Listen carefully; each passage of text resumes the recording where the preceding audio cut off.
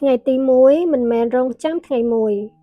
រៀបចំថ្ងៃស្អែកឲ្យហើយនៅក្នុងថ្ងៃនេះគ្មានមនុស្សណាម្នាក់ដឹងថាថ្ងៃស្អែកមានប៉ុន្មានដងទៀតទេនៅក្នុងជីវិតហើយក៏គ្មានអ្នកណាដឹងថាថ្ងៃស្អែកណាមួយដែលជាថ្ងៃចុងបញ្ចប់របស់យើងនោះដែរ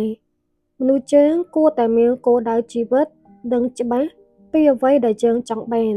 ដឹងច្បាស់ពីអ្វីដែលយើងចង់សម្រេចវានៅក្នុងជីវិតនេះចាប់ផ្ដើមធ្វើអ្វីដែលអ្នកចង់ធ្វើឥឡូវនេះត្រូវតែចាប់ផ្ដើមពីថ្ងៃទី1កុំរងចាំថ្ងៃមួយបើអ្នកមិនបោះជំហានឈានទៅធ្វើអ្វីដែលអ្នកប្រាថ្នាទេ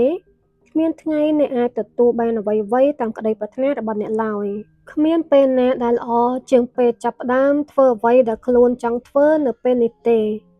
មិនថារូបកាយរឹងមាំប៉ុណ្ណាបើមិនប្រយ័ត្នធ្វើឲ្យផ្លូវចិត្តប៉ះទង្គិចបន្តិច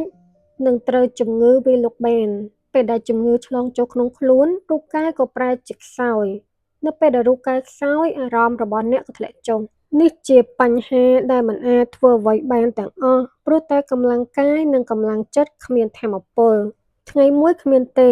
មានតែថ្ងៃទី1ដែលអ្នកអាចចាប់ផ្ដើមផ្លាស់ប្ដូរការគិតផ្លាស់ប្ដូរសកម្មភាពផ្លាស់ប្ដូរទម្លាប់កុំបន្តរងចាំទៀតអីថ្ងៃនេះគឺល្អបំផុតហើយចង់ធ្វើអ្វីគួរតែធ្វើវាភ្លាមកុំរងចាំកុំពន្យាពេលកុំមានលេសកុំបង្អាក់ដំណើរជីវិតរបស់ខ្លួនឯងទម្រាំអាចសម្រេចក្តីសុបិនវាមិនមែនជារឿងងាយស្រួលទេសៀវភៅនេះស្រាលហើយវាមានទំហំ A5 សៀវភៅលេខសម្ងាត់មានកម្រាស់278ទំព័រជាប្រភេទសៀវភៅលើកទឹកចិត្តមានការបំផុសជាសំណួរជាច្រើនដើម្បីឲ្យអ្នកអានស្វែងរកចម្លើយចេញពីក្នុងខ្លួនឯងសៀវភៅនេះត្រូវចំពោះអ្នកដែលកំពុងតែស្វែងរកខ្លួនឯងជានរណាកើតមកដើម្បីអ្វី